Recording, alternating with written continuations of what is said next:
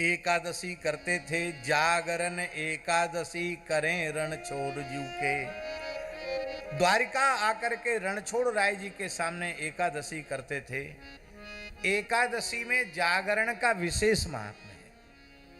उपोष्य एकादशी विधिवत करोति जागरणम निशि नृत्यम संकीर्तनम भक्त्या हरिस्तस्य बसे भवेत।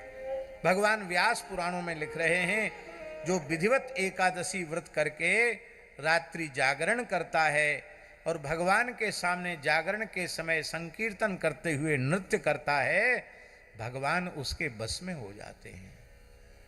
बोलो श्री एकादशी महारानी की जय। विधि पूर्वक एकादशी में दशमी को एक समय भोजन करना चाहिए, क्योंकि रात्रि भोजन किया जाएगा तो दूसरे दिन तक पेट में अन्न का संस्कार रहेगा। एक समय भोजन करे दशमी को, और द्वादशी को पारण भी एक ही बार करे, एक ही समय भोजन करे। और फिर एकादशी मध्य में, तो एकादशी अपने शरीर की सामर्थ्य के अनुसार सर्वोत्तम पक्ष है, प्रत्येक एकादशी निर्जल करे। वैसा संभव न हो तो जल पर करे, उतना भी संभव न हो तो दुग्ध पीकर करे, उतना भी संभव न हो तो फल खाकर करे, उतना भी संभव न हो तो एक समय फलाहार कर ले। किंतु कुछ लोग ऐसा कहते हैं, महाराज जी हमको शुगर है, हमको बीपी है, अमुक है तमुक है, सवेरे की गोली अलग खाते हैं, दोपहर की गोली अलग खाते हैं, शाम की गोली अलग खाते हैं, और डॉक्टर साहब कहते हैं कि बिना खाए गोली मत खाना। तो हम क्या करें? तो उन लोगों के लिए है भैया, एकादशी उनको भी करनी चाहिए। कुछ थोड़ा सा फलाहार ले लो, आपको छूट है शरीर के कारण, 2 बार 3 बार भी लेकर आप, लेकिन एकादशी को अन्न नहीं खाना चाहिए। शास्त्र के अनुसार एकादशी को अन्न में पाप का निवास होता है।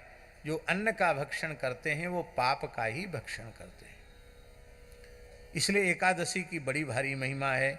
जैसे शिव चतुर्दशी शिवरात्रि महोत्सव में 4 प्रहर की पूजा होती है, हमने स्वयं पद्म पुराण स्कंद पुराण में पढ़ा है, एकादशी को भगवान शालिग्राम की 4 प्रहर की पूजा होनी चाहिए।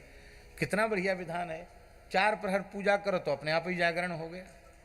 हमारे वृंदावन के पूज्यपाद भक्तमाली श्री मथुरादास जी महाराज प्रत्येक एकादशी निर्जल करते थे, और कथा तो मौन भी रहते थे, कथा में केवल बोलते थे, और पूरी रात कोई जगह न जगह तुलसी के गमले के पास बैठकर पूरी रात कीर्तन करते थे। सवेरे 4 बजे फिर स्नान के लिए चले जाते थे। वे केवल कहते नहीं थे, जो कहते थे वो उनके व्यवहार में था। बोलो श्री मथुरादास जी भक्तमाली जी महाराज की जय।